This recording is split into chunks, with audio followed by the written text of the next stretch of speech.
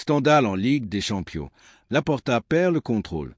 Attention madridista, ce que vous allez entendre va faire trembler l'Europe. Un scandale sans précédent vient d'éclater, et il pourrait tout changer dans cette Ligue des Champions. Joan Laporta, président du Barça, a littéralement pété les plombs. Furieux après la défaite 4-3 contre l'Inter en demi-finale, il s'est rendu en personne au siège de l'UEFA pour demander la répétition du match.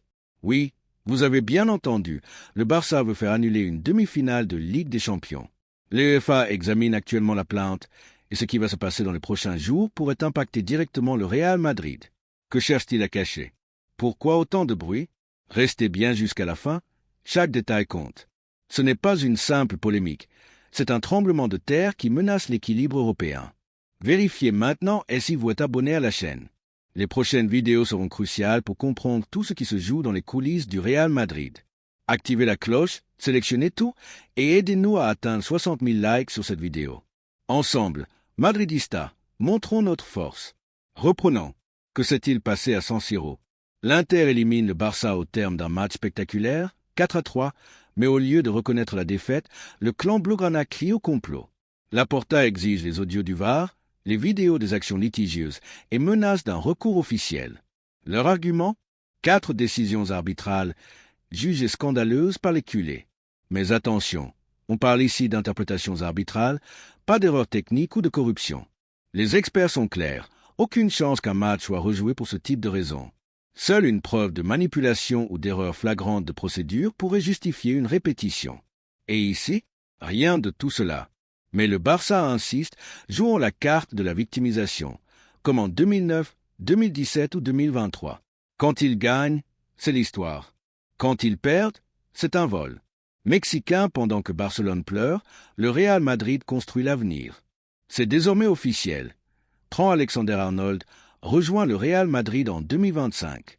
Gratuit, refusant de prolonger à Liverpool, il débarque en patron pour révolutionner le couloir droit. Carvajal va avoir un successeur de classe mondiale.